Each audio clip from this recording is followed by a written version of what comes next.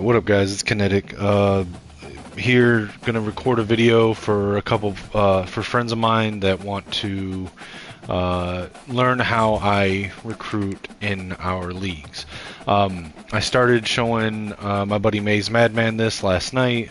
Didn't get to go through it all, and figured, why don't I just go ahead and record? I'll stream it and record it and send it to him or my other friends that want to learn how I recruit. Now, I'm not gonna sit here and say that I'm a ace recruiter, that I'm the best at recruiting on this game or anything like that.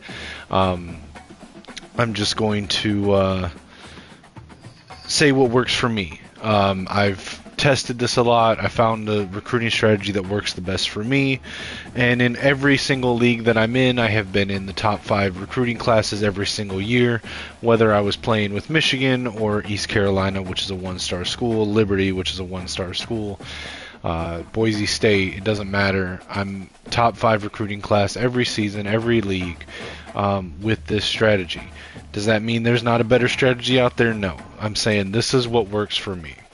Now, I'm going to showcase this in an offline league that I'm currently playing as. This is a offline league that I'm simply doing simulation testing on conference realignment that I wanted to try out. So if you'll notice that the conferences in this game or in this dynasty are much different from real life. I took the idea from Uncle Sam's Rejects and Bordeaux on YouTube, where I realigned all of the conferences into regional, geographically aligned conferences. And I made some tweaks to it from what they did, for my own personal liking. But I'm testing this out because I may be running this conference alignment in one of my leagues in the near future. So I'm testing this out, but as I was setting up this board today for going into year 3, I noticed that the board itself is a very good, it's set up very well for what I'm trying to show people. Now, I'm not going to hit on every one of these recruits. As you can see, a lot of these recruits don't even have me on their top 10 and on their board. So, this could end up being a very good class. It could be a very bad class. In this dynasty currently, I am the head coach at Marshall. The first season I was at University of Louisiana Monroe, and then after the first year I took a job at Marshall. And again, this is just to test out the conference alignment, so I'm just playing around with it. But this school is currently a 3-star school, so it puts me in a good position to be able to target some 5 stars, some 4 stars. Now again, I'm going to lose out on a good number of these because I am a 3-star school, but you might be surprised at how well this actually works out. So, to give an update of what I've done so far, I've put together my board with the prospects that I want. I had to go outside of the ones that had me in their top 10 because there wasn't a whole lot there, even in 3 stars. So in a lot of cases, I just said, you know what, let me take a shot at the best ones there, since there's not a lot to choose from. So again, you can see, there's a lot of guys here, 5 stars on a 3-star school's board that I'm going to be taking a shot at here, and very well could strike out. But this method that I'm about to show on here, again, has gotten me top 5 recruiting classes in every league that I'm in, every season that we've played, whether I was starting with a 1-star school or a 5-star school. So I have only scouted the punter, as I mentioned to my boy Maze Madman last night. Punter, kicker, fullback. If I'm recruiting one of those, they go at the top of the board. I will fish for a gem before I put my board together, and they're the only ones I've scouted so far. I will go through and offer scout. I've also reordered them in the order of their national ranking. If you look up next to the recruits' names, you can see their national ranking outside of the punter. Go in order. Now, my quarterback prospect here happens to be the number 2 nationally ranked prospect. If he was, say, I don't know, number 18 in the country, he would still be at the top of the board because it's quarterback. Quarterback is the most important class or position to recruit. I generally recruit one per season. He would be at the top as well as any punter, kicker, fullback that I'm recruiting because I only recruit them once every 3 years. Outside of those, though, they're all in numbered order, national rank order. That will change here in a second as I start to scout them. But this is how the board starts. So I'm going to go through and offer scholarships. Now I'm going to go ahead and offer scholarships because I don't care if they're going to be a hidden gem or a busted gem. I will still recruit them in most cases. The cutoff for me is if you're a 3-star and a busted gem, I'm probably not going to recruit you. But 4-star busted gems, 5-star busted gems, they can still stay on my board because they're still good players. They just don't have as high of a ceiling, which is fine. So I'm just going to go through here and offer scholarships to each of them. And I'm just going to go through this season. I'm going to try to talk my way through it for everyone that's watching. And that way, like I said, once the video renders, I can send it to Maze Madman and to any of my other friends that want to learn how I recruit. Alright, so I've sent out all the scholarships. Now I'm going to go ahead and start scouting. Alright, now this quarterback's a busted gem. I'm going to keep him on the board. If I was better than a 3-star school, I would probably remove him from the board and go look for another quarterback. Actually, let me go look and see what other quarterbacks are there. Let's see.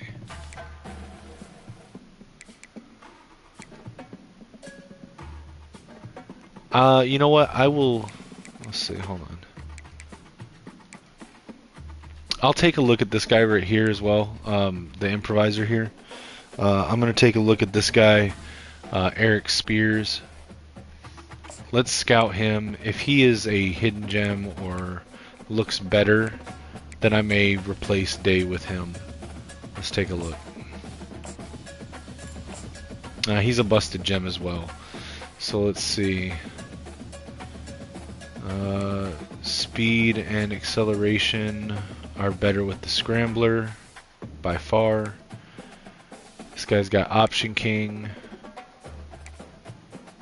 Yeah, so I'm gonna stick with Day.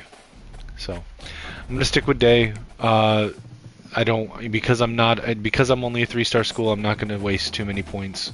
He's still a 5-star quarterback, better than anything that's on my team currently. So let's. Now he's the only one that if he comes up a busted gem is not going to change position on my board, because again, quarterback. This guy, Trayvon Burks, is a hidden gem, so I'm going to move him up to the top just underneath of the quarterback, punter, kicker, fullback area. Let's see. Okay, so this wide receiver is a busted gem. So now what I'm going to do is I'm going to drop him down to the bottom of the 5 stars. Here's a hidden gem. I'm going to move him up underneath Burks. So these two are both hidden gems, and I'm keeping them in their national order rank, but this guy being a hidden gem jumps over top of these guys despite the national rank because of his potential as a hidden gem. Here's another hidden gem, so I'm going to move him up behind Humphreys. Clay Gatchkar is going to stay right there. So I've only got one busted gem in the 5 stars. Now we're into 4 stars here. Now here's a hidden gem in 4 stars. Now I'm going to move him above the 5-star busted gem. So if I've got a 4-star hidden gem, I will rank him higher on my board than a 5-star busted gem. Same thing if you're going 4-star to 3-star, you know, whatever level of school you are at. I will move the hidden gems of a tier lower above the busted gems of a tier higher on my board. And it is important to do this because I recruit with a top-down method. This is why I want the best and highest potential recruits at the top of the board, because I'm going to recruit top-down on my board. Now Millie is a busted gem 4-star because I don't have anything less than 4 stars on my board outside of the punter. I'm going to move him down to the bottom. I'm going to back out because this game menu wants to slow down when you've been once you've moved things around enough, the game's menu will slow down. So to fix that, you just back out and go back in, and it speeds back up. Alright, so we've got another busted gem here with Van Olhoffen. I'll put him at the bottom. Alright, Freddie Hawkins is another busted gem, so he's going to go down to the bottom.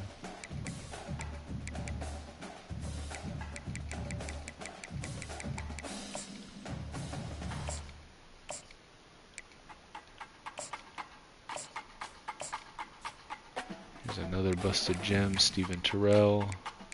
Getting a lot of busted gems this class. That's okay though. Like I said, it doesn't make them unrecruitable, it just lowers them on the priority. Here's a hidden gem in Alexander Vigil.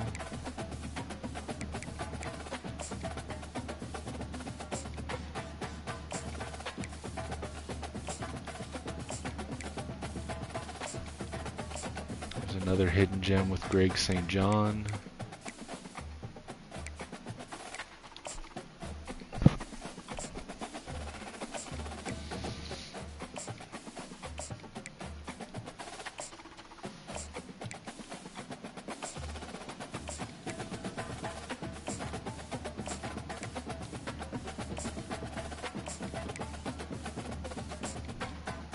Alright, now the entire board is scouted. So now, again, I started my board in national rank order. Quarterback, punter, kicker, fullback, again, stay at the top of the board. I keep the rest of the board in national rank order, moving hidden gems to the top of their star caliber, moving busted gems to the bottom, and hidden gems of a star caliber would be ranked higher than a busted gem of the one above them, which is why Dillard, Daniel, Canaday, Vigil, and St. John are ranked higher than Jackson Kite. Alright, I guess it's also worth showing you guys what my talents are since I'm not in year one. The talents I have for this coach that I'm testing out, as far as recruiting goes, is just the first 3 tiers of all of them except for kicker here. I will eventually, when I open this up, get tier 1 and 2 of these. I do not have this yet because I have not had a top 5 class in this dynasty yet, and that is because it's not because the system hasn't worked. It's because the first year I was at University of Louisiana Monroe, and I actually would have had a top 5 class there because I did get a 5-star quarterback to come there in year 1, but because I took the job at Marshall, I didn't get credited for that top 5 class. I did have 1 year at Marshall, but because I came in early, I came in late, I wasn't able to raise their prestige enough to get the recruits that I needed the last year, so I have not gotten the top 5 recruiting class here yet, but in most cases, most of the time, I will have this unlocked, whether I start with a 1-star school or a 5-star school. By year 3, I will have this unlocked with 2 top 5 recruiting classes. Every now and then, there's a bad season, which is what happened in my first year with Marshall. But it actually makes it better for the purposes of this video because I would rather show you guys what it's like with these, because these are all talents you can easily attain in your first season. So this process does work even in year 1. The other talents I've got here, I've got 3 here. I've got 3 here, and this is a build that I've theorized and practiced, or I'm practicing right now, starting as a small school. I've practiced it at a 5-star school, but I'm actually going, this is a hybrid build. I'm going to go Elite Recruiter, Tier 2 of Elite Recruiter talents. I'm going to add eventually the 4th one here for quarterback, because the quarterback progressing faster, but also starting to get 4th quarter hot in close games, and staying hot through timeouts, quarter changes across games can actually help in games. And I just picked the position group here that I thought the bonuses would help the most with, offensive line.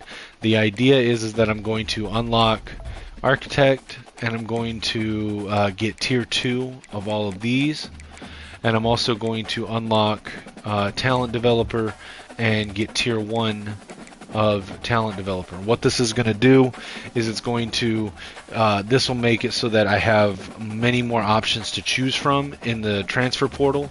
I think that the increased starting interest is much more effective in the transfer portal when you only have a smaller pool to choose from and only 4 weeks to recruit. I do not get the similar talent in tier 1 of recruiter most of the time. But I think that that does actually help quite a bit. The tier 2 ability in architect lets you have a chance to increase random skill cap when leveling up. It is probably one of the best abilities in the game. Even as a 5-star school, if you're recruiting 4 and 5-star players, they still have skill caps.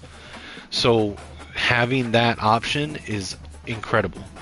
And then, of course, going into Elite Recruiter and getting Tier 2, where your school grades have a larger impact on each position group and they get additional interest for every 10 hours spent, is huge in recruiting. And then the idea is that I will have coordinators that will have either motivator recruiter or tactician recruiter. This guy is a bit of an anomaly here. He doesn't have any points in tactician but has architect opened up, and he actually has tier 2 in the offensive skill groups. So it gives it an increased chance of skill caps increasing, and he's still putting points into recruiter and motivator. Defensive coordinator you can see as a motivator, who's got the off-season training boost for us, and then he's also putting points into recruiter, which helps out as well. So that's kind of the build that I'm looking for with talents, and I'm testing out this build as a head coach starting from a small school. So I've got the recruiting board set up. I'm going to go ahead and jump into the season. The 10 points I have up there that I have not spent is because I'm waiting for the next 5 to be able to unlock Architect. So we're going to go ahead and advance the week. I'm going to go to week 0. Alright, now unfortunately we did get locked out of... Wow, we got locked out of the punter. That never happens. That's interesting. That is the first time I honestly think I've ever been locked out of a punter. But, okay. It is what it is. Like I said, this is going to happen quite a bit because this is a 3-star school, and I went for a lot of 4 stars and 5 stars that didn't have me on their board. Let's go ahead and get another punter because I do need a punter. So we're gonna go here. Let's see. So this guy I scouted, he was a busted gem. We'll just add Arnett. I'm not gonna worry too much about him. I'll scout him later. It's not that hard to pivot on a punter or kicker. We're just gonna go ahead and send out the scholarship. Alright, so what I'm going to do here is I'm going to go through and put a baseline of 5 hours on every recruit on my board. The reason I'm doing this is because half of this board is not going to be recruited at all, and another, well, I would say a quarter of the board is probably not going to be recruited at all by any other schools. And that 5 hours on them, even if I'm not paying them any other attention, will give me a little bit of a cushion, so that by the time anybody else jumps in on them, or by the time that I'm able to circle back to them, I've got a pretty good cushion lead over anybody else that jumps in. Now, this doesn't always work. If they get heavily recruited by another school, then they're obviously going to end up locking you out eventually, but it's okay. Because I would say it pays off more than it doesn't. So, now if you notice something too, how many of these schools that we were not, or these, I'm sorry, how many of these recruits that we weren't even on their top 10 that we are now, simply because we offered a scholarship. So let's just take a look here. So I know that we were not high on, we weren't on Leon Dillard's, now we're number 5. We weren't on Daniels, now we're number 5. I think we were like top, I think 7th or 8th on vigils, and now we're 3rd because we offered a scholarship. There's quite a few that we haven't made it there yet, but we will, because if you notice, all of the ones that we haven't made it yet, there's also nobody else that has offered them a scholarship. So it'll pay off. Like I said, there'll be some that'll lock us out because Georgia offers them a scholarship or whatever. It's going to happen. We're not going to get everybody on here, and that's fine. If we get 15 of these guys off the initial board, I would call that a win as a 3-star school. Especially because I've taken a lot more long-range shots on this board than I usually do. So, all right. So what we're going to do here is any of the recruits going from top down that have interest from other schools, we are going to go all in on. So for Trey Day, I am going to go all in. I'm going to send the house. I can put 65 hours on him. I'm putting 65 hours on him. For Trayvon Burks, same thing. I can put 75 hours on him. I'm going to put 75 hours on him. Now, sometimes this works, sometimes it doesn't. I mean, you look at the schools that I'm competing with for Burks. Michigan, Notre Dame, Penn State. They're all 5-star schools. Or 4-star, I think, in the case of Notre Dame. They're all top-tier schools. But, are they putting 75 hours on? I don't know. We'll see after next season, or next week, excuse me. Alright, so Taryn Humphreys, I'm going to put 75 hours on, and I'm just going top down. This is why it's important to rank the prospects from top down on your board. And again, we're going to get locked out of some of these, and that's okay, because that frees up hours to focus on the ones that are receptive to our pitches.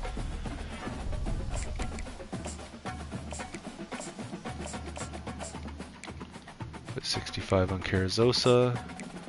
We're going to put 75 on Levi Harris.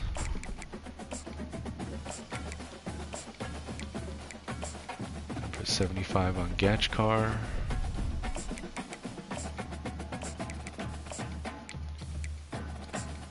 $75 on Dillard.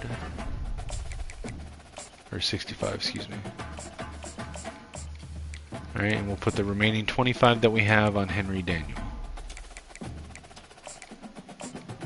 Alright.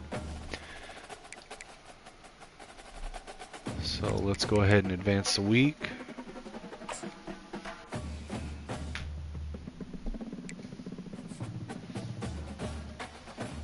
Alright, so we did get locked out of quite a few here. And that's okay. That's okay. So let's see who we got locked out of. Now if you notice, we didn't get locked out of any of the ones we put hours on, right? So let's so all the ones that we got locked out on are ones that we only put 5 hours on, that are being highly recruited by some of the top schools in the game. That's okay. All right, but now look at the board.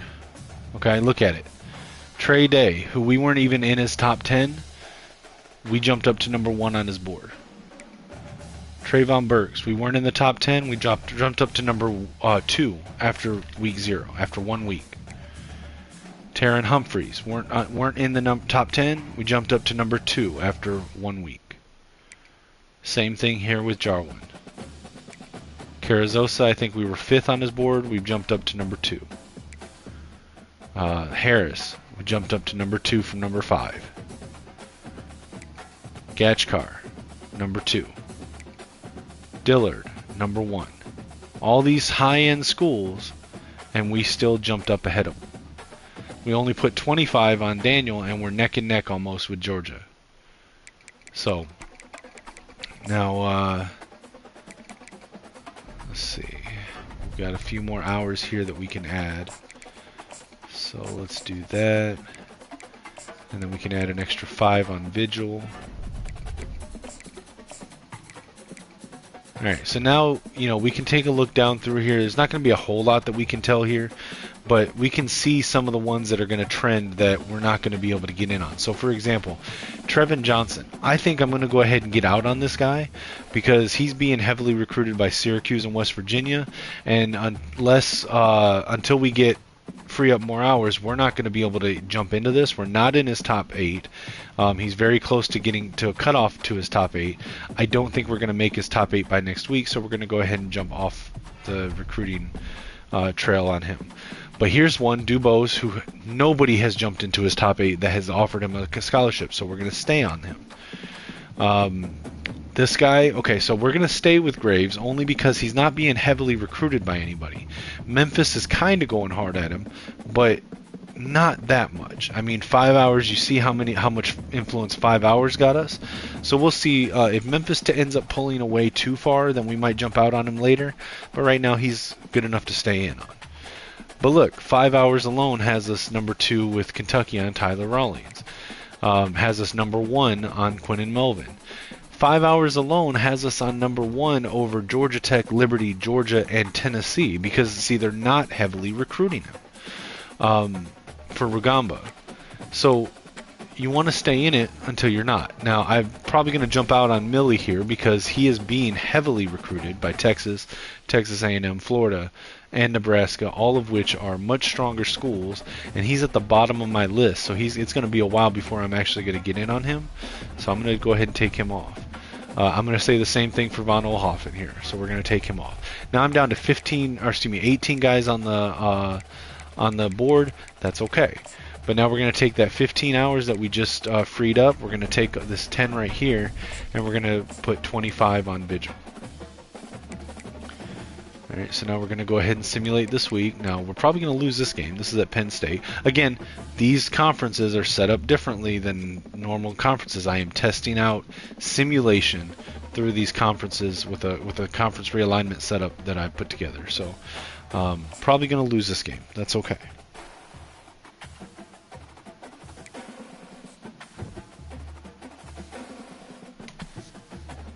Okay, we didn't get locked out of anybody, so let's take a look. We did lose that game. That was expected. Alright. So nobody locked us out. Now let's take a look. So we're still first on day. And look, Clemson and Alabama, a lot of people that I've seen try to show people how to recruit would have bailed on this quarterback week 1 when they saw Clemson and Alabama were their competition and we're playing Marshall. But Clemson and Alabama are barely recruiting him. So now the hope is that because they do have better pipelines, and they're of course going to have better grades. But the hope is here that we're loading him up with hours from the beginning that hopefully we can put enough distance between us and them that by the time they get around to putting more hours into him, we've already got a good enough lead to hold him off. It doesn't always work, but it works often enough. We've moved into number 1 on Trayvon Burks over Michigan, Penn State, and Notre Dame. See, Penn State's not even recruiting him as hard as we are. That's a 5-star gem safety. Taryn Humphreys, we've moved into first place on him. All of these guys, we weren't even on their top 10 board when we added them to the list. And now look at, we're number 1. Number 1 for Jarwin. Tennessee is second, and they're barely recruiting him. Carrizosa, we moved ahead of Nebraska. And a bunch of the guys that were on Carrizosa have rescinded their offers. Levi Harris, we're number 1 on him over Miami. Okay, so anyways, the next step is to, in the early weeks, you want to come in here and you want to look and see how many of these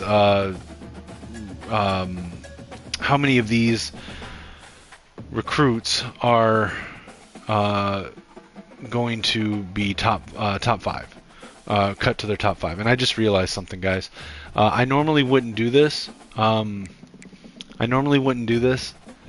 For simulation, but for this video, I'm going to force win my games because in our leagues, in which we do play our computer games, because we don't want players losing a lot of games in regular season, we want all the players making it to the playoffs. So I'm going to give myself 2 losses. Let's say I just play 2 users and I lose, but I'm going to force win all the other ones just so that I can show you, because it does matter if you win or lose in the recruitment. So in the leagues that we play, the average user is going to go 9-3, 10-2, or undefeated, because we do play our computer games. So to show that, I've already lost to Penn State. I'm going to force win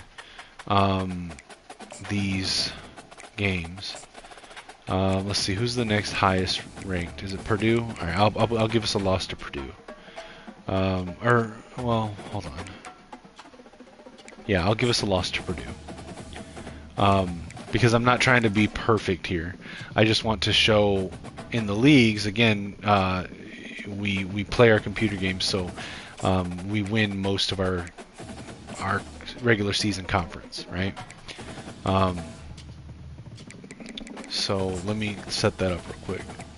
And this will more closely simulate how I've gotten a top 10 or top 5 recruiting class every season in all of our leagues.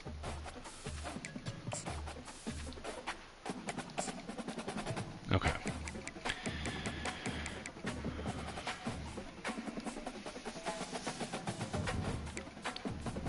All right, so like, oh, I didn't mean to go into the game. Let me go back out. All right, let's go back into recruiting. So what we're looking for is what recruits that we're putting our at least 40 hours into have cut to their top 5. Okay, so Gachkar is the first one that's cut to top 5. So what I do here is I take off the 50 from Send the House, and now I make these guys self-sufficient in their hours because we're putting all of our hours into them. I'm going to take off the 50 here for Send the House. I'm going to schedule the visit for the next available game. Okay. Pro potential, we know is a good grade for us to sell here. Now, he had 75 hours on him. I just used 40. I took off 50, so I've still got 10, if you look at the top, from that 50 that I haven't spent. So I'm going to make sure that I have the maximum number of hours minus the 40 we just spent on the visit. And that's going to stay on Gachkar for this week. So we're not hitting him with 75, but we're hitting him with the 35 plus the 40 from the visit equals out to 75 still. Okay. So same thing here with Dillard. We've got 65 on him. I'm going to take the 50 off. I'm going to schedule a visit. Now I do try to set up the visits so that a week's visits are offense or defense, because you want the complimentary visit bonus, right? So now there are exceptions depending on your schedule, depending on the recruit, where they're at in their recruitment. But because I have the option of week 3 and week 4 here, and we just scheduled Gachkar, an outside linebacker with Notre Dame, Dillard is an offensive player, I'm going to put him with Colorado. Now, this isn't going to matter so much with the smaller schools, because a lot of times you might only be able to schedule 3 or 4 guys at a time. In that case, you can just put them all on the next available. But as a general rule, I stagger 1 week offensive visits, the next week defensive visits, the next week offensive visits.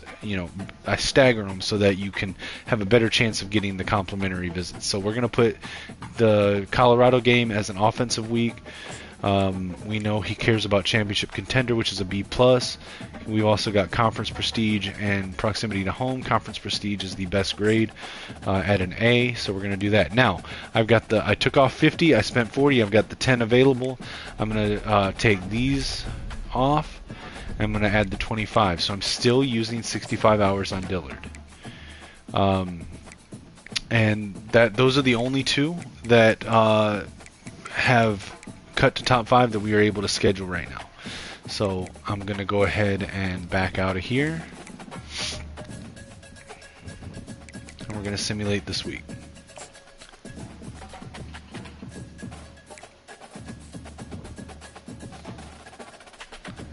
Alright, so we didn't get locked out of anybody. All those guys that cut to the next phase have us number 1. Alright, now we're in Notre Dame week. Alright, so now we're going to go through here again. We're going to look at the ones that, starting from top down, they have cut to top 5, and then we're also going to add the 40 that we used on the visits last week for these two. We're going to add them back, but you all still want to go top down, so you make sure you don't mess up anywhere. Now, Day has not cut to top 5 yet. We're still got a decent lead over Alabama and Clemson. Alabama's added a few more hours to him, but are still not going at him heavily.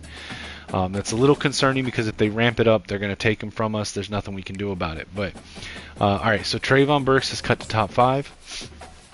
So let's go ahead and do the same thing we did with Gachkar and Dillard last week. We're going to do that with Burks. So we're going to take the 50 off. We're going to hit the 40 here. Now he's a defensive player. Remember, we set Colorado up as an offensive week, so we're going to go with the next week, which is week 8, a bye week. Now week 8 is kind of far out. But let's take a look at our board, because we've got we've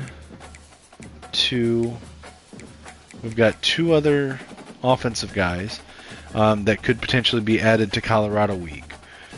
But Carrizosa has not cut to top 5. Now we can schedule Daniel for Colorado week, but that's only a second one. So we actually have 2 spots open for Colorado that are not going to be taken up by offensive guys, and because the next one is a bye week that's 4 weeks later, and Burks may not make it to week 8 before committing, we're going to go ahead and break the rule that I just told you about and put him on the same week as an offensive player for that reason. So pro potential is an A-, brand exposure is a C-. We're going to go with pro potential here. Now I've got the 10 because I took off 50. I've still got the 10 to spend here. I'm going to add the 10 back here, and we will move on from Burks. Brenton Jarwin, free safety, has also hit top 5, so we're going to do the same thing here. Take off the 50, schedule him for Colorado week, which you see there's a complimentary visit because of Burks. We know playing time is big for him, and that's an A+, so we're going to go ahead with that pitch, and we're going to add the 10 back on for him as well. Carrizosa has not cut to top 5. Levi Harris has cut to top 5. Okay, now here's the interesting thing. So we have to decide whether we're going to put Levi Harris or Henry Daniel on the Colorado visit. I'm going to actually pivot and make Colorado a defensive week, even though we already have a tackle there, because if you look for Henry Daniel, he does not get a complimentary bonus from us having Dillard visiting that week as well, because wide receivers, I guess, don't get complimentary visits from tackles. So if you look at Levi Harris, he will get a bonus from both Trayvon Burks and Brenton Jarwin, which means that they will both get bonuses from each other as well and from Harris. So that increases the value of this visit. So I'm going to put Harris on Colorado. We're going to pitch playing time. Now I forgot to take off the 50 first, so I take off the 50, I spent the 40, here's the other 10. Alright, now we're to Gachkar. Now we used 40 on him last week for the visit. Now we have that 40 back to spend. Now we're going to try to do hard sell. We're going to see if we can figure out his hard sell. Now Florida's got a decent lead over us, so we may not be able to catch up to Florida on him because they have 5 pipeline bonus and they are recruiting him hard. But let's see how the visit goes with next week. So let's see, we know pro potential is his deal breaker, and we've got that uncovered.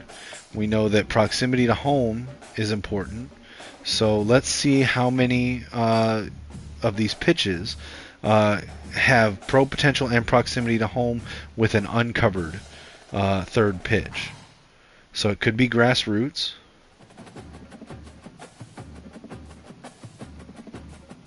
And that's the only one it could be that has pro potential and proximity to home with a third one that is currently uncovered. So we know it's going to be grassroots. So we'll add that on, and we're back up to 75 on him. For Keon Dillard, we're going to do the same process here. So we know that championship contender is important to him. And we have the other 2 already unlocked. So we're going to go to Conference Spotlight, which is going to be his ideal pitch. And we're back up to 65 on him. and that's all of our hours for the week. Now, if you notice, that 25 we have on Vigil now is keeping us in pace with Duke. Now, with St. John here, this is tough. I'm gonna give it one more week, but we're probably gonna end up jumping out on St. John next week.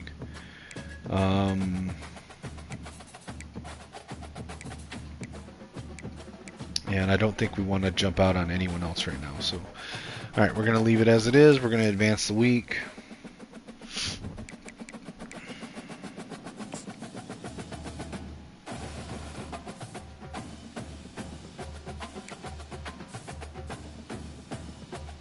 Alright, so we didn't get locked out of anybody.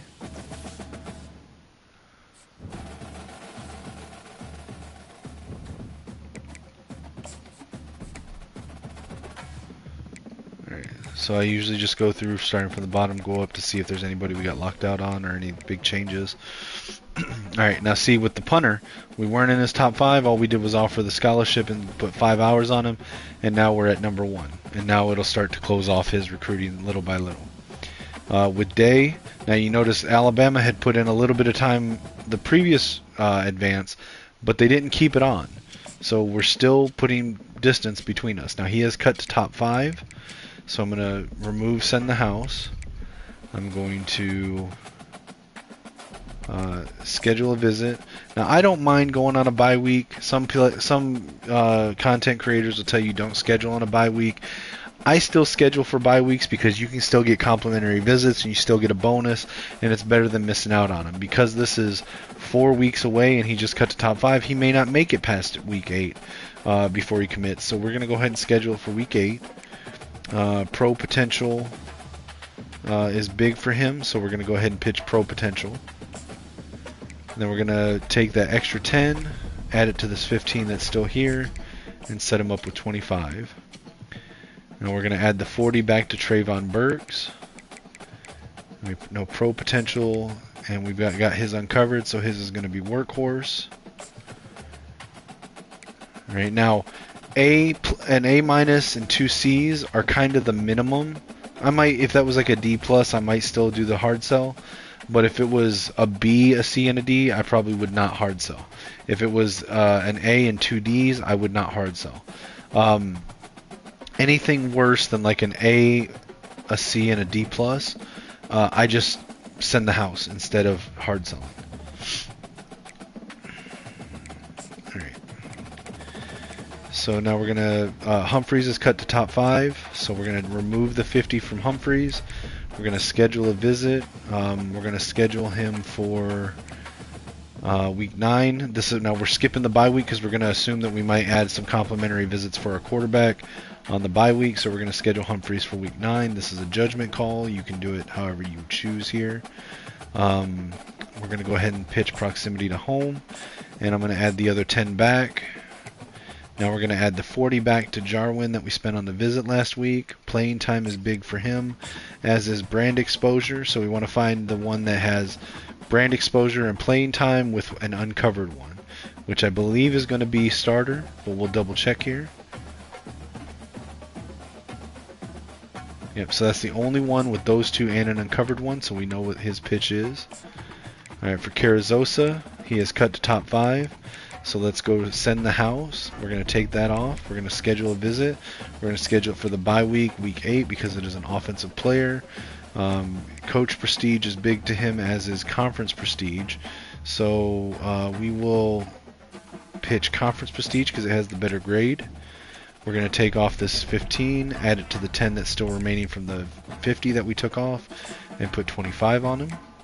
Now we're going to add the 40 back to Levi Harris. Pro potential is important to him, and we know his other two, so his is also going to be starter. Alright, now with Gachkar, now look, we had our visit week 3. We've gotten within striking distance. Now he's going to commit this week. Now if I'm being completely honest, he's probably still going to go with Florida, but it is not impossible for us to overtake them. I can't tell here because the gain that we got is increased or padded by the visit bonus. So I can't tell if our influence gain is at a higher pace than Florida's. That would be bigger than theirs to overtake them for the commit. If I had to guess, Florida's still going to get him, but it is possible that we get him. So we're going to stay in that until he commits. With Keon Dillard, we are still in the lead. South Carolina is making a big push, so is Clemson. They have better pipelines than us, but we have a visit this week. So let's see how that works. We've got the right pitch. There's nothing more we can do with that. So okay, with let's see, hold on. Okay, so that's right. All right, with Daniel. Now we can schedule a visit for Daniel. We take the 50 off. I think we were supposed to do this last week, but we didn't. But it doesn't really matter. So we'll schedule this for week 8, and it gives us a complimentary visit with the quarterback.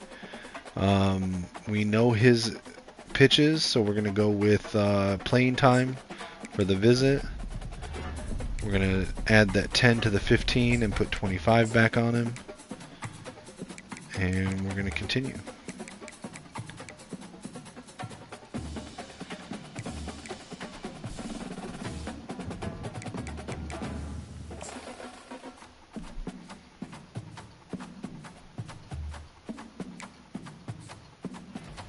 Okay, so we got Keon Dillard.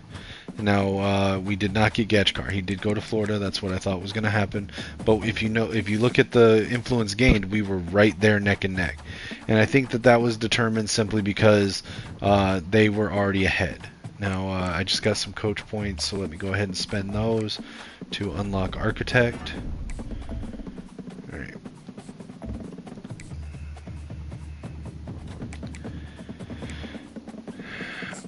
Alright, so we did lose out on Gachkar, which sucks, but again, it was expected. But we made a very big push there. Now, something that I think a lot of people don't realize, in the future, if Gachkar goes into the transfer portal, wherever school I'm at, he will have a more likely chance to be interested in the school that I'm at because I had heavy influence in his recruitment as a coach. So that is something also to keep in mind. But we did get Dillard, so let's move him to the top of the board. Alright. So with Day, we stayed ahead. Now it's always possible when you schedule a visit and you lower the number of hours that you put on somebody from like 65 to 25, that you could fall behind another team if they happen to put on the to really step on the gas that week. You can sometimes get overtaken. It's okay. It will happen. Don't freak out. Just continue the process. So we're going to add the 40 back. Let's see. We know pro potential. This is probably going to be starter if I had to guess. But let's double check. So we need pro potential and brand exposure with an uncovered one. Okay, so see, we can't be Sunday bound.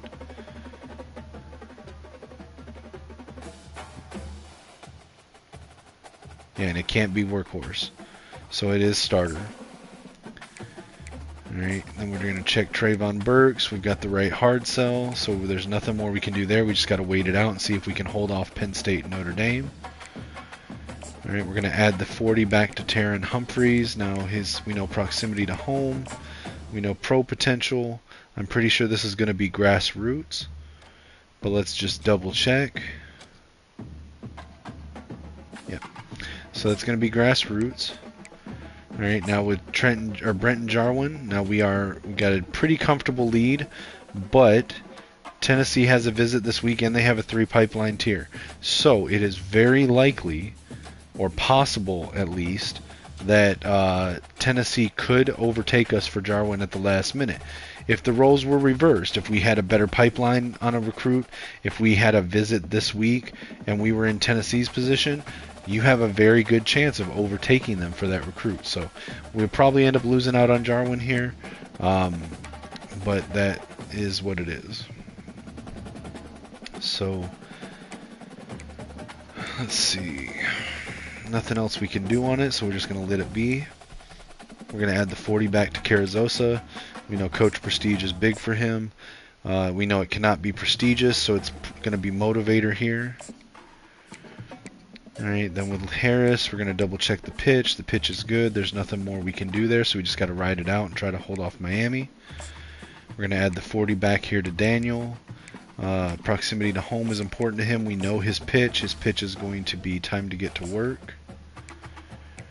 Alright, now we've got extra hours because Gachkar is gone that we can add to Vigil.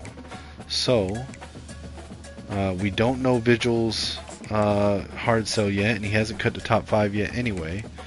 So we are going to take off the 25 here. We're going to send the house with DM the player and search social media for the full 65. Alright, now here. Now, St. John, remember earlier in this I was a little worried about whether we'd be able to stay with St. John. But I decided to stay on to see where we were when we got around to him because we were only 1 away from him. This is up in the air. Texas is putting on decent influence each week with him, and they've got a better pipeline than us. We've only got a 1-point pipeline here. But it is not out of the realm of possibility that we could jump in on this. And he gives a complimentary visit to our quarterback and our running back both, which means that they'll get a bonus from him as well. So let's go ahead and schedule this visit. And we know pro potential, so we're going to go ahead with pro potential with him. Now we also know championship contender. Now, here I'm going to break my rule because I have the hours to do it. Even though I just spent 40 on him for a visit, I'm not. Normally I would only put 25 for contact friends and family, but because we are trying to get back into this recruitment late, I'm going to put the full 65 on him if we can figure out. Let's see if we can figure out the hard sell here. We know championship contender, we know pro potential. So can we figure this out? I'm not sure, but we're gonna see. So it could be Sunday bound. It can't be football influencer. So okay, so it is Sunday bound. So we're going to add that. We're going to add another 25 on top of that. We're going to max it out and really try to do everything we can to get back in on this recruitment. All right, so that's all of our hours. So let's back out. And let's simulate.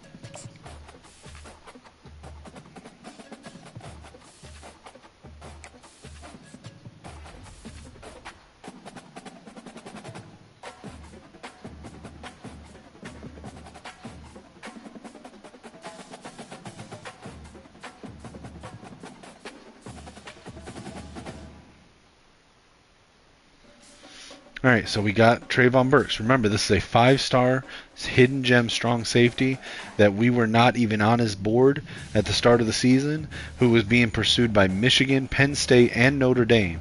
And as a 3-star Marshall, we were able to swoop in and grab him.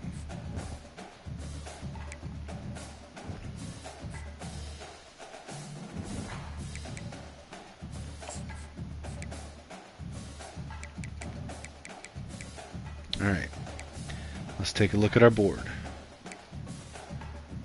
Right, we're still gaining a little bit here with Arnett. Nobody else is pursuing him, so we're just going to leave that be. So let's see, Trey Day, we're still ahead. Alabama's making a push. They likely will overtake us at some point, so now we've got to hope that we can hold them off until our visit week, and that our visit gives us a big enough bonus. So, because there's nothing else that we can do here. So, Taryn Humphreys. Alright, so the pitch is correct. Grassroots is right, so we're going to leave it be with him and keep going. Now, we are very close to a commitment from Jarwin. Now seeing this, because Tennessee got that big bonus there because of their visit last week. So I don't believe they're going to be able to get us on him. We are most likely going to win Brenton Jarwin. Not impossible. They could pull something out because they do have 3 pipeline tiers with this guy that we do not. But I think we win. Let's see. Carrizosa. So we are in the lead.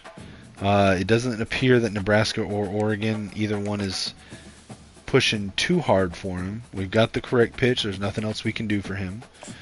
Levi Harris, we are in the lead.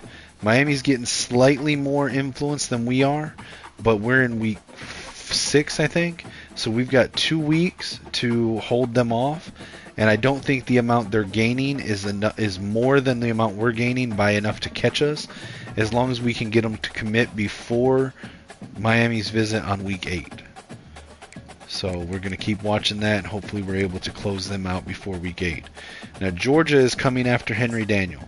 They're currently not pushing too hard for him. If they continue at the pace that they're at, I think we win. But just to be real, Georgia is one of the schools that if they want him, they're going to get him. So that's nothing we can really do there. We're still leading on Vigil. Vigil is cut to top 5, so we're going to send the house off.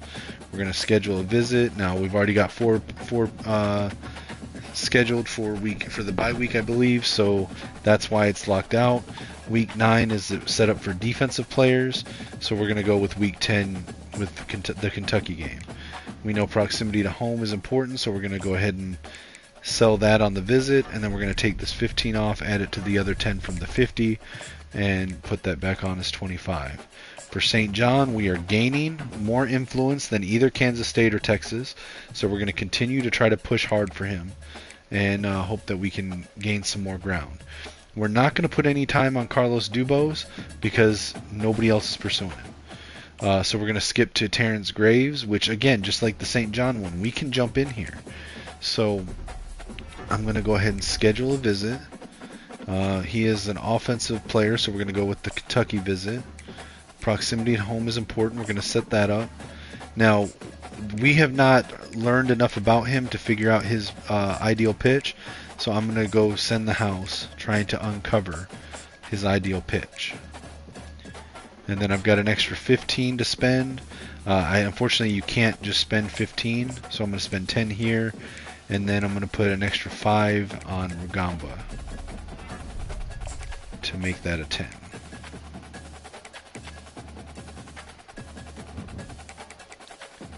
Alright, we're going to go ahead and advance this week. See if we can, what happens after the Army game.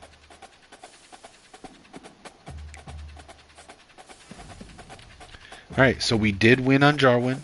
I believe it was Tennessee that we were able to hold off there. So we did win on Jarwin. We did not get locked out of anybody else. Let's take a look at our board.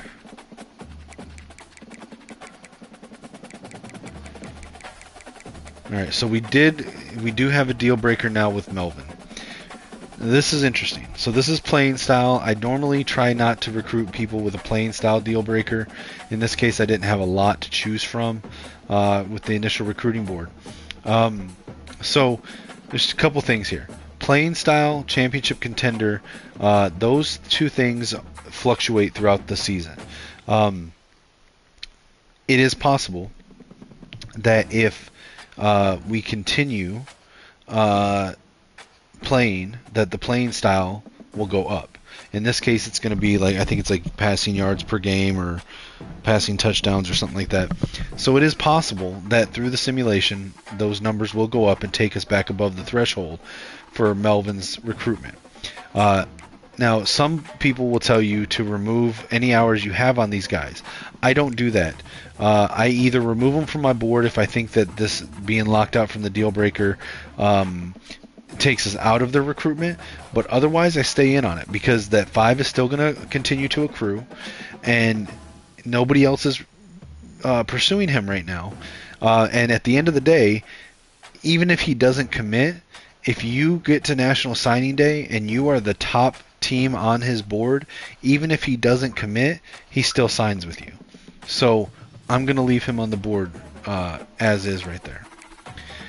And just to look at the 3 commits we have right now, these are all hidden gems. 2 of them are 5 stars, 1 of them is a 4-star, and we were not on their top 10 board, recruiting board, at the start of the season on any of them, and we still were able to get them. All right, so we're staying ahead of Alabama with Day. And this is going to come down to the wire, I think. We're just going to stay in on that. With Humphreys, we've got the right pitch. There's nothing more we can do there, so we're just going to continue there. Carrizosa, same thing. We've got the right pitch. We are about to get a commitment from Harris. I don't think that Miami's going to be able to overtake us here. I hit the wrong button there, sorry. I don't think that Miami's going to overtake us here. I think we've got Harris, but I'm not going to take any hours off because Miami is so close, just to make sure. Same thing here with Daniel. Again, if Georgia wants him, Georgia's going to get him. They could put all their hours into him this week, and they will get him if they do that. There's nothing we can do about that. But we're currently still in the lead, so I'm going to leave it as is. Vigil, we added the visit last week, so let's see if we can get his pitch. We know proximity to home is important to him. We can pretty much figure out what this is. It's either going to be this one or this one. So what we do here, when we know it's one of 2 or 3, we're going to do soft cells for both of them, because this will reveal which one it is. So it can only be one of those 2, so we'll do that. Now with St. John, we are in 3rd, but we are gaining as much, if not slightly more, influence than Kansas State is. He's still got at least 2 weeks before he commits. We could potentially overtake them because we have a visit next week with him, so we're going to stay in on it. But it is possible he commits to Kansas State this week. All right, we're going to leave Dubose because nobody else is in on him. And we have moved up to number 2 for Graves, and he is cut to top 5. So let's get a visit scheduled. Oh wait, we already have a visit scheduled. My bad. Let's get the hard sell on, sorry. Alright. So this is a great pitch for us because we've got A's in all 3 categories. We're going to remove these and put the 25 on to get the maximum 65. Alright, now we're going to max out Rawlings. Well, actually, let me take a look here. Yeah, okay. So what I was looking for here is to see if any of these last 3 were in top 5. They're not, so we're just going to still go top down. Of importance, we're going to send the house for Rawlings with 75 hours. Alright, then with Rugamba, we're going to send as many hours as we can. We can do 65, we can't do 75, that's okay.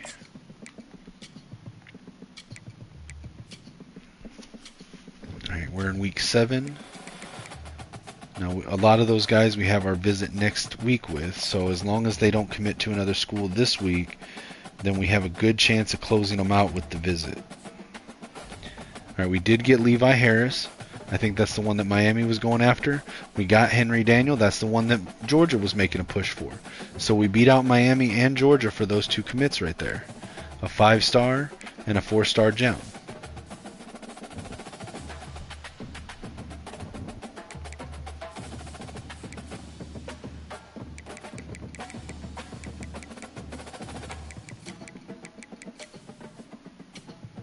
Alright. Now, Daniel committing this week, I believe, opens up the visit for week 8, but we're already in week 8, so unfortunately we can't slot anybody else into that visit. Now, unfortunately, Alabama has overtaken us for day, but we do have our visit for day this week, so it is possible that we could still win on day, but if we're going to win, it has to be this week. Jeffrey, give me 1 second. Let me go through my board right here, and then before I advance it, I'll show you my coaching tree. And this is in year 3 of an offline dynasty that I've done, where I started as at ULM for the first year, took a job at Marshall for the second year, and this is in the 3rd year. This is just an offline dynasty I'm simming through to test out conference realignment that I might be using in one of my leagues that I run in the near future. But I just decided to do this video and use this league as a testing thing to showcase this recruiting method. Hasn't worked out as well as I had thought it might, but it's still working out relatively well for a 3-star school. But let me finish through these guys right here, and then I'll hop over to the coaching tree. So with Humphreys, we're in the lead, relatively getting the same amount of influence as Penn State and Virginia Tech here. We do have a visit with them next week, but I think we get the commitment this week regardless. Carrizosa, we are about to cut to top 3. We've got a decent lead over Oregon. Oregon, again, is one of those schools that if they really jump in and push hard, they probably can take any player that they want. But right now, they're not pushing that much harder than we already are, and we've got a visit with Carrizosa this week, so we might be able to put some distance between us. For Alexander Vigil, now this is the one where we put both the clutch and time to get to work on. You can see that it is the clutch, so we're going to take both of those off. And you can do that for up to 3. You can soft sell 3 different pitches at the same time. So if you go through the possibilities and you see 2 or 3, that it can only be those 2 or those 3, put on the soft sells. Next week you'll know which one it is and you can pivot. So we know this is going to be the clutch, and now we just let it ride with him. All right, so we have a visit with Greg St. John this week. It could potentially help us overtake Kansas State. It may or may not work. Sometimes it works, sometimes it doesn't. We'll just have to see. So he's going to commit this week either way, either to K-State or us. All right, now Texas has jumped in on Dubose, so we're going to go ahead and send the house on Dubose now and hope that we have enough of a lead to fend off Texas. Alright, with Terrence Graves, we have moved down to 3rd because of Tennessee jumping in, and they do have the strongest pipeline. We've got a visit in 2 weeks, so the question is, can we hang with Memphis and Tennessee long enough to get to our visit? We'll have to see. But there's nothing else we can do here except just ride it out. Tyler Rawlings has cut to top 5, so let's get the visit scheduled. He is a cornerback defense. The West Virginia game is the defense week. Pro potential is important to him. We can tell that his pitch is probably going to be the clutch, so we will pitch pro potential on the visit. It's not a dire enough situation that I think we need to break the rule and load up full-on hours during the week that we schedule the visit, so we'll leave it at that. We might circle back though and do that anyway, because we're at the end of the list. But Rugamba has cut to top 5. We'll schedule the visit for West Virginia as well, proximity to home, and we'll up this to 35 hours to go with the 40. And we will load up sending the house for JJ Hawk.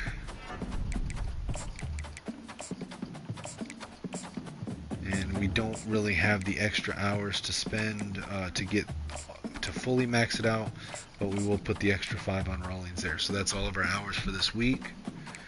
Alright, Jeffrey, if you're still there, I'm going to go ahead and pull up the coaching tree.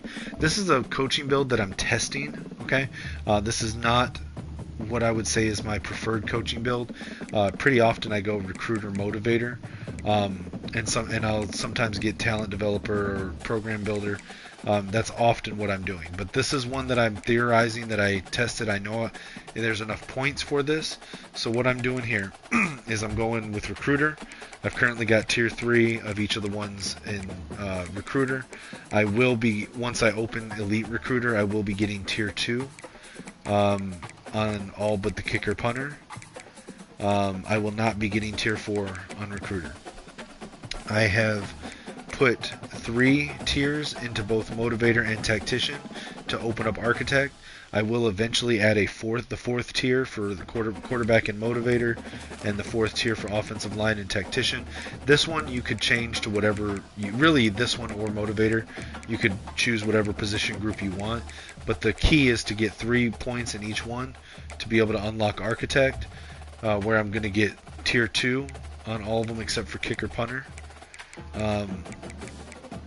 And then I'm also going to open up, once I get one more player drafted in the first round, I'm going to open up talent developer and get tier 1 and talent developer as well. So the end result will be one skill group, position group maxed out in tactician, one position group maxed out in motivator. This one being quarterback, because quarterback and cornerback DB are the only ones that I think tier 4 is worth anything in motivator. But you don't actually have to add the 4th point. You could add that 4th point somewhere else. You don't need the 4th point in this either. You could say screw the 10, just use another 8 and get tier 3 on quarterback or to the pipeline bonuses to one of these position groups if you wanted to. In fact, I might actually even do that. I might do that instead of the 4th tier in tactician or motivator. I may pick a position group and add that pipeline bonus. That's kind of those 10 points you can play with. But the important thing is to get tier 2 in architect, because I believe that limitless is one of the most powerful talents in the game. And then, like I said, talent developer tier 1 does give you a pretty big advantage in the transfer portal. I do think program builder is very strong. It's just very expensive to get the strong roots relationship builder and even set the tone, but not to tier 3. But there are a lot of builds I do where I get tier 3 here, tier 3 here, tier 2 here. But this is just one I want to test out with a smaller school build to get really good recruiting in both high school and transfer portal, and to get the ability to break skill caps. So again, it's just testing it out. Alright, so I'm going to go ahead and advance the week. This is going to be a very pivotal week for us. Alright, so we did get Humphreys, but it looks like we lost out on Day and St. John, so that sucks. Day and St. John were ones that we really needed, and we did not get them. So, that it happens. We were very close to getting Trey Day and St. John both, but we lost out on them. So let's reassess our board. Alright, so Carazosa we're good on. Vigil we're good. We just gotta hold pattern there. So with Dubose, let's go ahead and schedule a visit. We'll schedule for Western Kentucky. We'll pitch pro potential. Add the other 10. Conference spotlight. Yeah, that's okay. So there's nothing more we can do there. We can hit the hard sell here.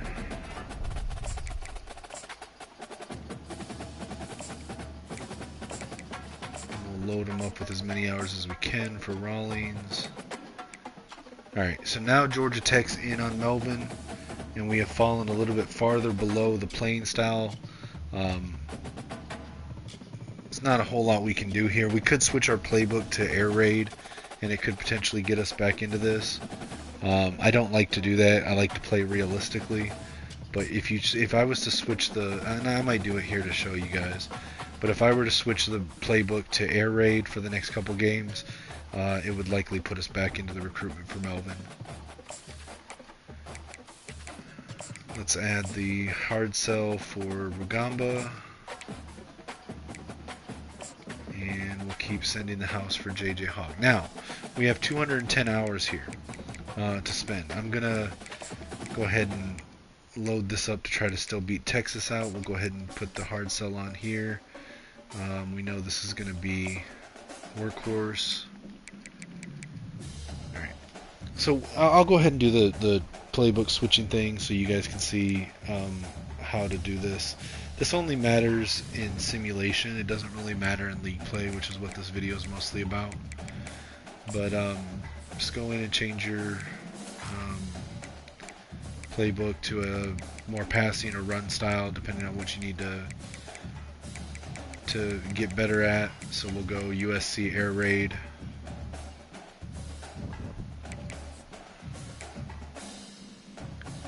All right, so we have 170 hours. Now this is where you can go and look. Now, so once your board is set up so that all your hours are accounted for, within the process, and you've still got a decent number of hours freed up, this is where you go in here. Now you can always check 5 stars, but it's very rarely a 5 star here anymore. But you want to look for any that got overlooked that didn't get recruited. So here we have, now we just lost out on a quarterback, right? Well, here's a quarterback that has gone unrecruited, a 4 star. So we're going to add him to the board. Let's see.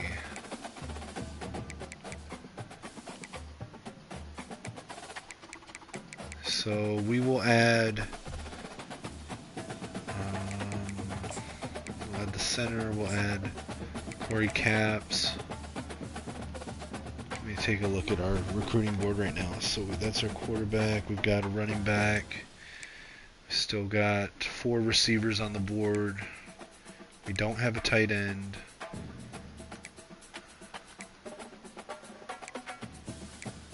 Okay, we still could use a couple offensive linemen.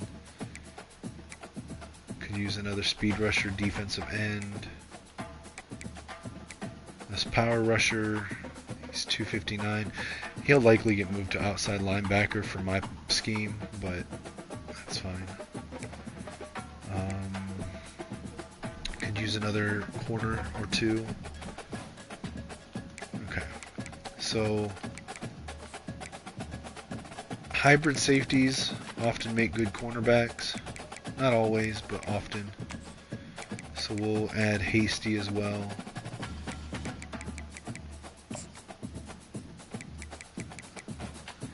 Alright, now I'm going to go look at 3 stars to fill the holes that we need. So I need a vertical threat tight end. Let's see. Alright, so we'll add Higdon here. Could use another pass protector offensive lineman. So we'll add Reinhardt. We'll add Emerson. Could use another speed rusher defensive end. So we'll add Mamarosa. Or Mara Marosa, my bad.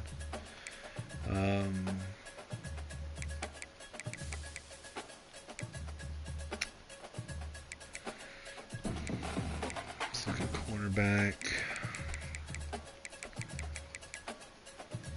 See, I don't personally care for the slot corners. I like man-to-man and zone. Slot corners often are undersized and not always that fast. So I try to stay away from them unless it's just a lights out recruit that's like a 5-star. So we just added 2 corners. That should be good. 25 recruits. Alright.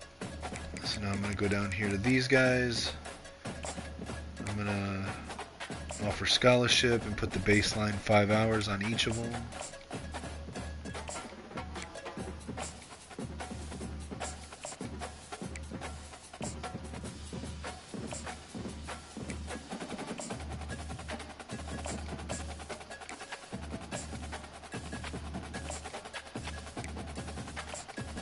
And this is partially why I didn't put any 3 stars on my board at the start of the season. Unless you're a 1-star school or a 2-star school, you generally don't need to recruit 3 stars until about this point in the season.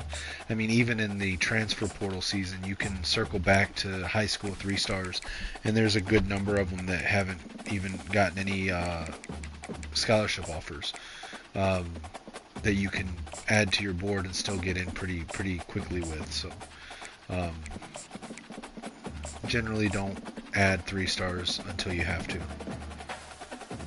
Alright, so I've spent all the hours we can for this week. Let's advance the week.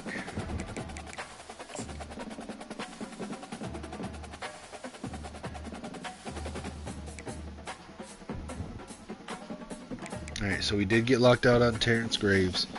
It's fine. Like I said, some of these bigger schools, they're going to be able to swoop in and get whoever they want. It happens. Not a big deal. Alright. about to get a commit from Carrizosa. Close to getting a commit from Vigil, although Duke could swoop in and get him this week. Dubose we're looking pretty good on. Rawlings we're looking pretty good on. Still up in the air on Melvin if we're going to be able to get back into that one. We've got a pretty sizable lead over Georgia for Rugamba, which is interesting, but we'll see how their visit goes, because their visit is this week. So they could, if their visit goes, if they knock it out of the park with their visit, they could overtake us on the final week. JJ Hawk is still not to top 5. Clemens has us number 1 now. Now I'm going to check these guys we just added to see if anyone else has offered them. They haven't, so I'm still going to go top down.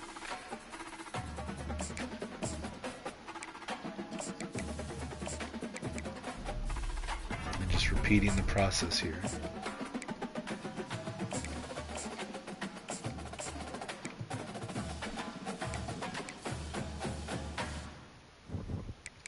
We'll simulate.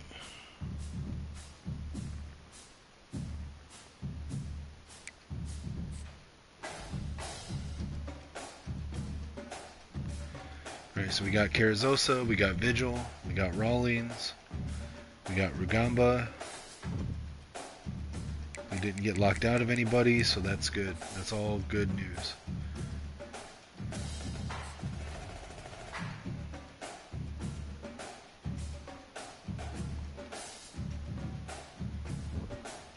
Okay. So let's reassess our board.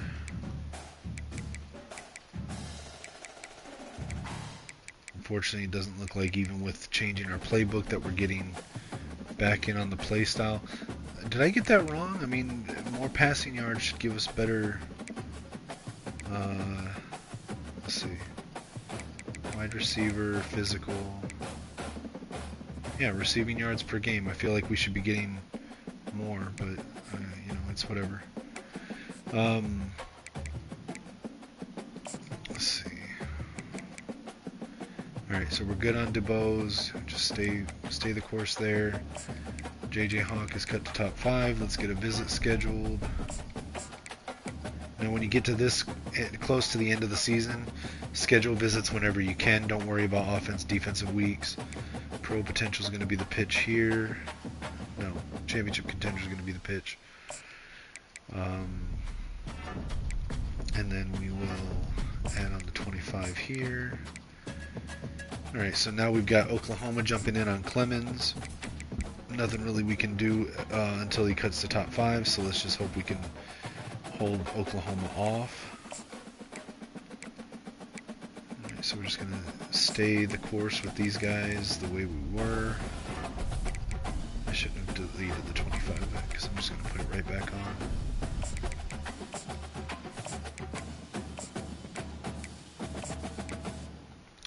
Actually, I need to check and make sure if anyone else has jumped in on these guys. They haven't. So we'll just send the house top down.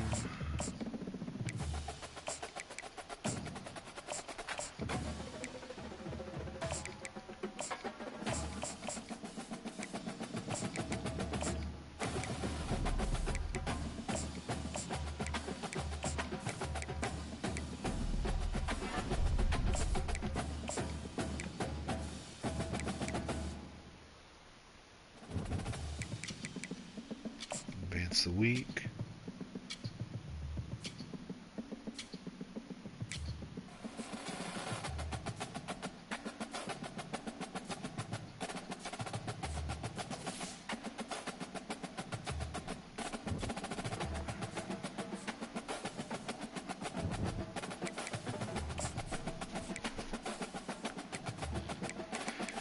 Alright, so I didn't get locked out of anyone new. No movement on the Melvin deal breaker. Likely getting Dubose this week. We're going to add the hard sell to JJ Hawk.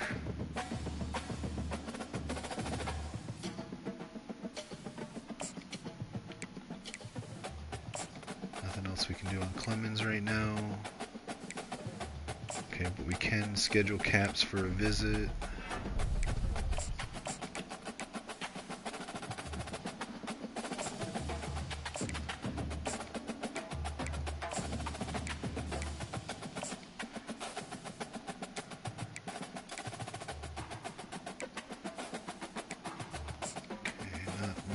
else we can do right now? I am gonna go ahead and load Caps up though, because have competition on him. So let me take off some hours from some of these guys that nobody else is recruiting.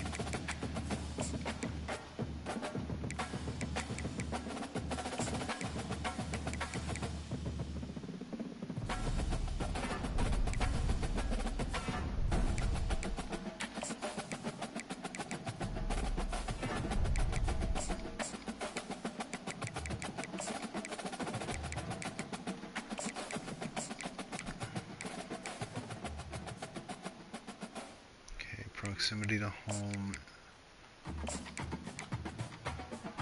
might be the one, but let's double check. There's not many that use program tradition, so I'll just double check. So it's probably grassroots,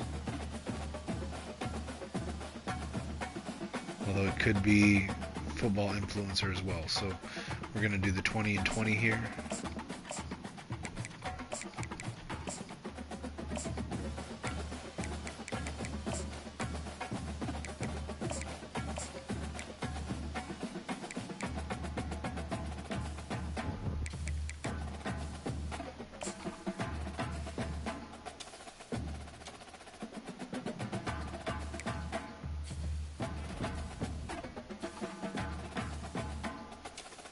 So we got DuBose, didn't get locked out of anybody.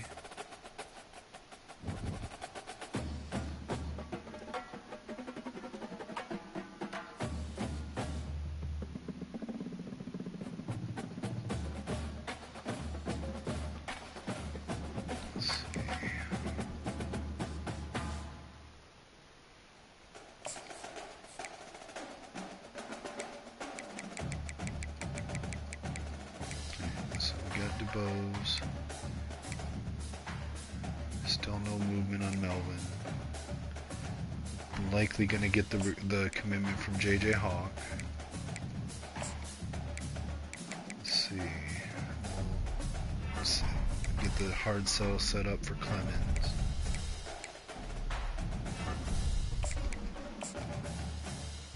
Let's see, we know Coach Prestige. Okay, so it's going to be Prove Yourself. I want to call it Motivator, but Prove Yourself. Alright, George Thompson, we can go ahead and set up the hard sell. It's probably going to be the same thing, Prove Yourself. Let's see.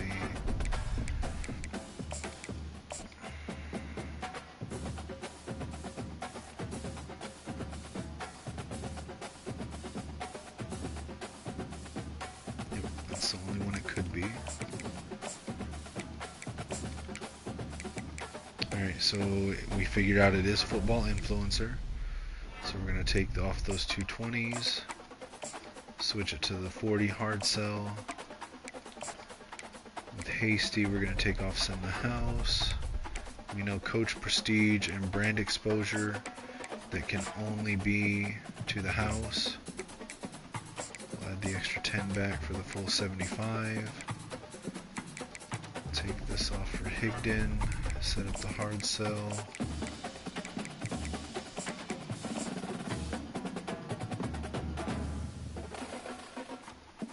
And there's not that many that use program tradition, so it's going to be football influencer. I'll take off this 15 and switch it to the 25. Can't do anything else with Reinhardt till he cuts the top 5. Set the hard sell up for Emerson.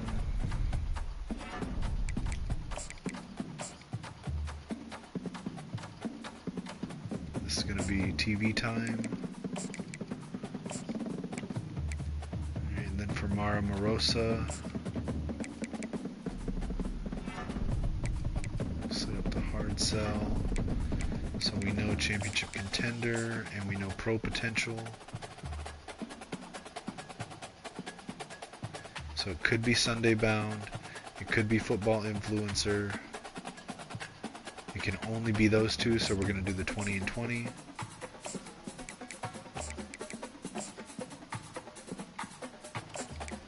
then we'll add 35 on top of that. Alright, then for Hurtaloo, He still hasn't cut the top 5. We have some competition on Spillane, so I'm actually going to load up Spillane over Hurtaloo.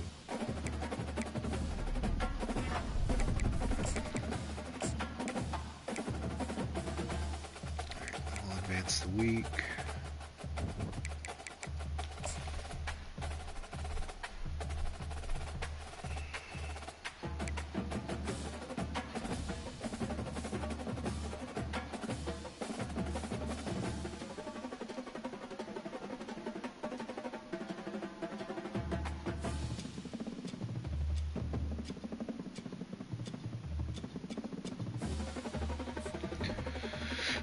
Alright.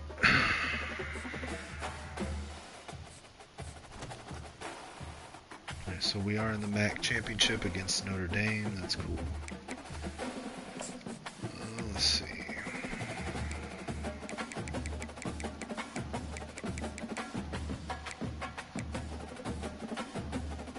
Slight movement on Melvin, but might be too little too late. JJ Hawk, let's get this commitment. Let's try to close it out. DeMarcus Clemens trying to hold off OU. There's nothing more we can do, so we just gotta ride it out. Thompson, Penn State's making a big push. They, being honest, they're probably gonna overtake us for him, but you know, if so, that is what it is. Hasty, nothing else we can do. Higdon. Nothing else we can do. Reinhardt, we can change to the full to the hard sell.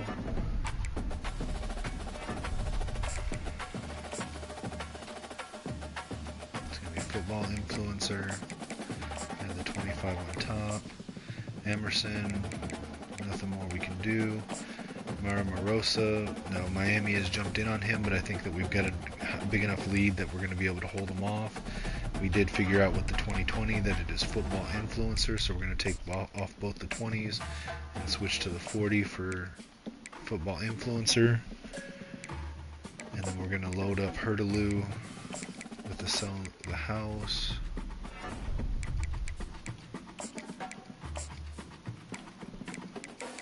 Alright, that's all of our hours.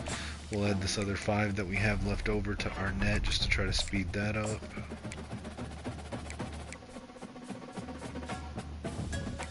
We'll simulate this week.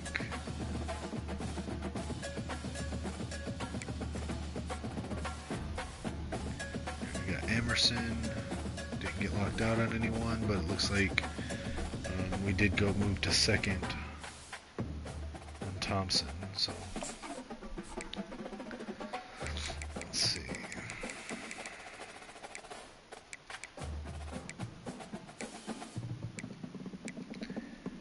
Alright, so we're about to get a commitment from Hawk. Clemens, we're still in the lead. Penn State has overtaken us for Thompson. I don't think there's going to be anything else we can do there. For Hasty, we've got the right pitch. For Higdon, we've got the right pitch. For Reinhardt, nothing else we can do. Move Emerson up the board. Mara Morosa, I think we've got that one. We're going to close that out this week. Hurtaloo, we can switch to the hard sell, which will be Hometown Hero. Spillane, we can switch to the hard sell, which will also be Hometown Hero. And we'll just ride that out. So I think we lose out on Thompson, but I think we close out on everyone else. Melvin, I think, is going to go into the off season, and we'll just have to see what happens there.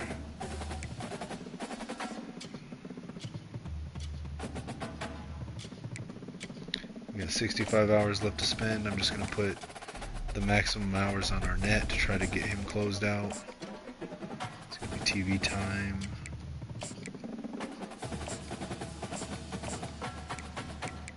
Nothing else we can spend our hours on. I guess we could scout.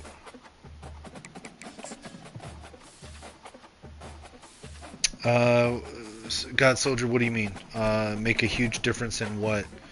Or what do you mean the all-in? Are you talking about like the hard sell versus sending the house?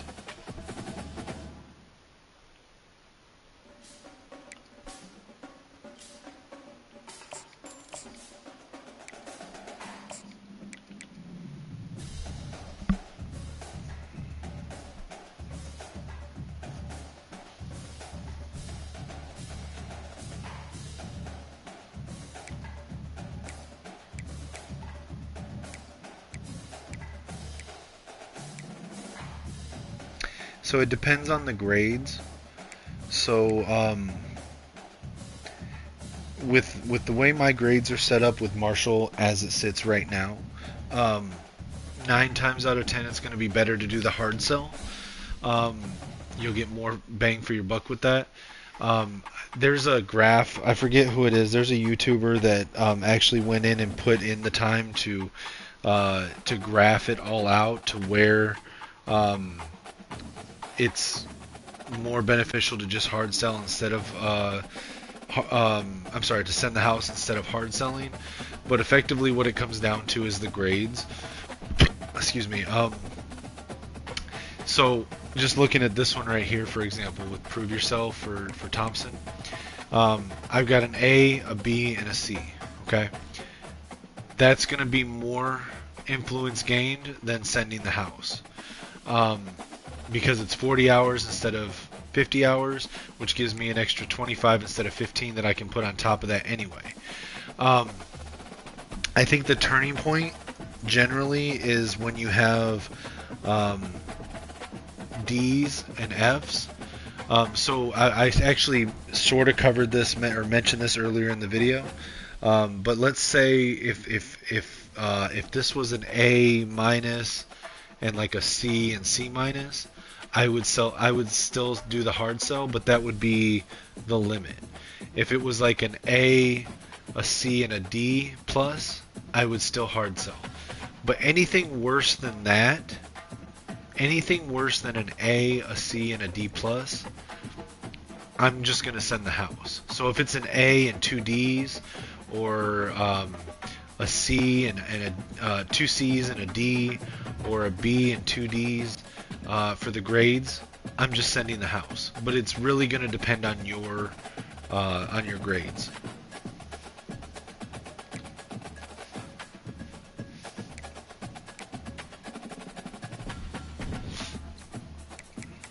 Alright, I'm going to check my staff here. I think I'm going to end up keeping both of them, but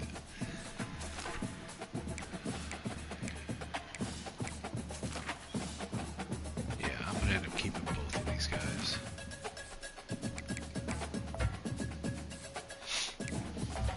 Alright, so I'm not firing anybody. I like my coordinators, and I may be taking a new job anyway, so let's simulate this. We'll probably lose to Notre Dame for the MAC championship. Alright, we did get J.J. Hawk. We got Darren Higdon, Carlos Maramorosa, but we did lose Thompson. Like I said, I thought we were going to lose out on Thompson, but I thought we were looking pretty good for everybody except Thompson. So we did get Player of the Week. Did we win the MAC championship? Hold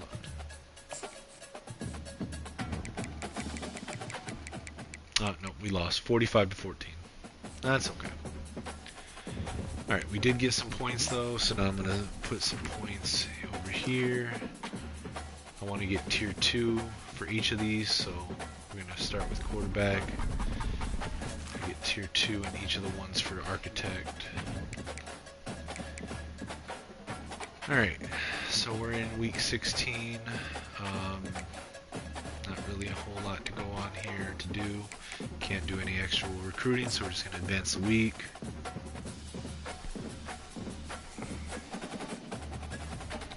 Alright, we got our punter. We got Rob Reinhardt. Isaac Spillane has us number 1. Avery Johnson from K-State got the Heisman. Oh hey, our defensive end got the 2026 best defensive player. That's cool. 40 tackles, 22 sacks, 8 tackles for loss. That's cool. Best defensive end for Cam Kennard as well. Interesting enough, I moved him from linebacker down to defensive end, and he's got these awards. Lombardi Award, that's awesome. And it looks like we made the playoffs against Texas A&M. Probably going to be 1-out in the playoffs, so let's spend these points. Get tier 2 for quarterback. Going to wide receiver here. Excuse me, guys.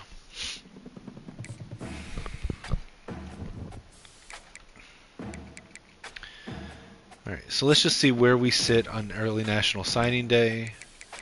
We did lose out on Thompson. Let's move these guys up the board. So as it sits, we had very little movement in the Quinn and Melvin recruitment. If I had to guess now, I would say we don't end up getting him, but that's fine. I think we will get DeMarcus Clemens, but it is possible Ohio State or Oklahoma could overtake us at the last moment. I think we're good on Hasty. I think we're good on Hurtaloo, and I think we're good on Spillane. As it stands right now, we have the number 2 recruiting class in the country as a 3-star school, Marshall Thundering Herd, with 5 5-stars, 8 4-stars, and 5 3-stars, with only 18 commits. And we're above teams that have, like Oregon, who have 34 commits, Tennessee with 21, Penn State with 23.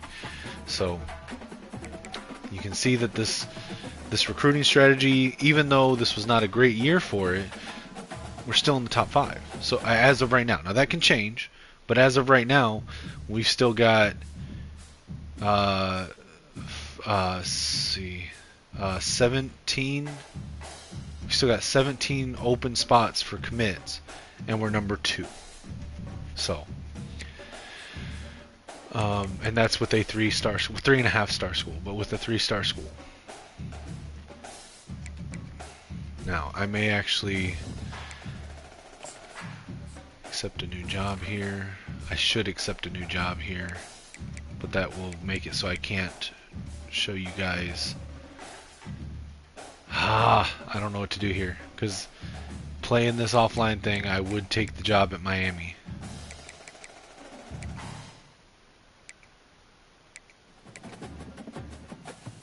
But for this video, I would want to show you the transfer portal.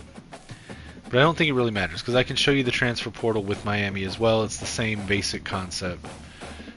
You just literally use the same method that I've been using this entire season in the transfer portal to fill holes. Pick up some 3-stars that from high school that were overlooked if you need to fill spots on your board, and you're almost guaranteed to get a top 5 class. Like I said, this process, I run 4 leagues. I'm currently in 2 other leagues. It has gotten me a top 5 recruiting class every season except for one. I think it was the first season with the Liberty team. The first season I did not get a top 5 class, but outside of that, the second season with Liberty, top 5 class. My first season with ECU, top 5 class. Every season with Michigan, top 5 class. My first 2 seasons with Boise State, top 5 class. Using this method in online leagues with other players. You just gotta pay attention to the hours, the visits, and maximize your hours that are invested. I will probably make a second part to this to showcase it with different tiers of schools.